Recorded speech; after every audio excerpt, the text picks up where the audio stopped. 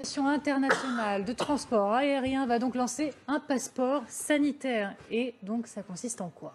Alors d'abord Amélie, un mot rapide. Quand on parle de l'Association internationale du transport aérien, l'IATA, on parle en fait de 290 compagnies aériennes, 80% du trafic aérien. Donc concrètement, ça concerne des millions, voire des milliards de voyageurs. Et ce projet de l'IATA, eh bien, c'est une application mobile, un passeport sanitaire qui compilera toutes les données médicales à votre sujet liées au Covid, les tests que vous avez passés, leurs résultats et bien sûr votre vaccination ou non.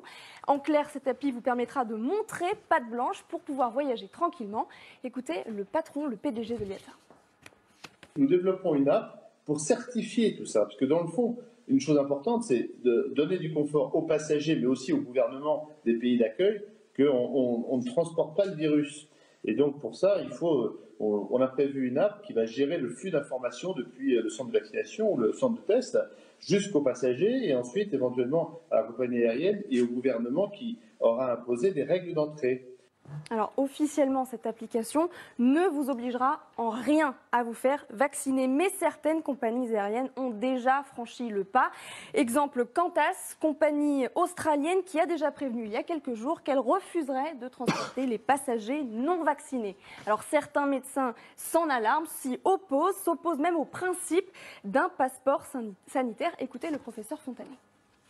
J'y suis pas favorable parce que, 1, ça va être très compliqué. 2, vous allez avoir des faux passeports sanitaires qui vont se créer à gauche et à droite.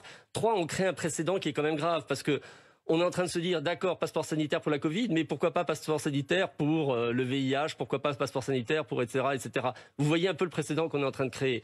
Donc, à titre personnel, j'y suis pas favorable. L'autre crainte, c'est de créer une société à deux vitesses, deux catégories de citoyens, les vaccinés et les non vaccinés, qui n'auront plus forcément les mêmes droits et qui ne se croiseront plus. Écoutez Gilbert Deray. Aucun pays dans le monde, avec ce qu'on vient de vivre, n'acceptera, s'il a contrôlé la Covid-19, ce qui va arriver, qu'un pays, quel qu'il soit, vienne sans être sûr qu'il ne lui rapporte pas la Covid. C'est fini ça. Mais oui, nous allons avoir des barrières qui, pour l'instant, sont celles du vaccin, avec un énorme problème qui est effectivement, je coche la case, je suis vacciné.